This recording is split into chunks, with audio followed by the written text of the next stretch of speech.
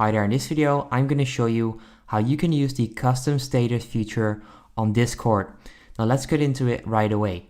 First of all, make sure you're not using the Discord app. So right now I'm inside the app, but a lot of you seem to have a problem with the app. So make sure you go ahead and close the app and actually use the web app. And this is where the problem is. So first of all guys, like I just said, make sure you go into the web app. So go to discordapp.com and then pretty much log into your account. And then all you need to do next is click right there. And then you should be able to actually use a custom status. As you can see right there, set a custom status. So if I just click right there, I can actually go ahead and use this new feature.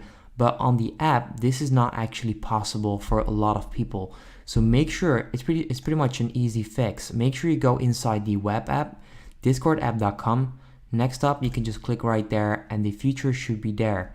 Click on set a custom status and then you can actually go ahead and use this new feature.